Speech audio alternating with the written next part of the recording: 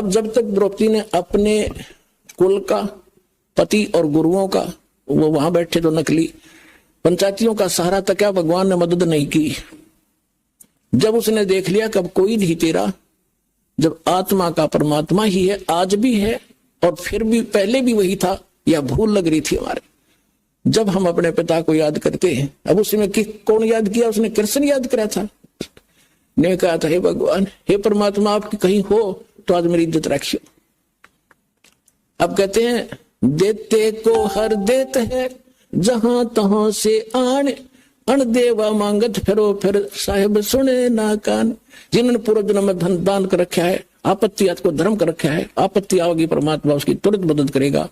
और जिन्होंने कभी ऐसा पुण्य किया नहीं है, कहते फिर मांगते फिर ये कोई कान भी नहीं सुनेगा आपकी।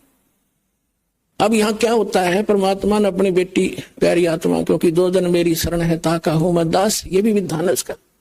उस आधार से उसको पता था, करे करावे साइया मन में लहर उठा, और दादू सत्तर जीव के आप बगल हो जा। अब देखो ना जाने कितनी बहनों की इज्जत लूटी जाती है संसार में, और सभी पुकार भी करती होंगी, धार्मिक भी बहुत है, उसमें अपने उस इष्ट को भी याद करती होंगी जिसके आश्रय वो रहती हैं, लेकिन मदद नहीं होती। क्यों नहीं होती? क्योंकि उनका पिछले जन्म का कोई ऐसा पुण्य नहीं है जहां भगवान कोई कारण बना दे। अब उस द्रौपदी ने भी याद किया, उसकी जो पुकार आत्मा की थी, धर्मराज के दरबार में जाती है, सभी की जाती है जो पुकार करते हैं एक बार तो आत्मा की पुकार वहां जाती है। धर्मराज के दरबार में जो न्यायाधीश है उसके तुरंत उसकी फाइल खुल जाती है, उसको भी कसक होती है कौन विशेष आपत्ति में है। वो फिर ये देखता है इसका कोई ऐसा संस्कार है जिससे मैं कुछ मदद करवा सकता हूं, तो वो टटोलता है तुरंत।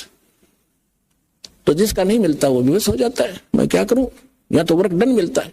ऐसे ही जब द्रौपदी ने पुकार की, धर्मराज के दरबार में अटक कर लगी, वहां उसकी फाइल खुली, उन्हें देखा कोई आपत्ति में है बेटी, उसने देखना चाहे कोई पुण्य ऐसा है जिसकी वजह से मैं मदद कर सकूं।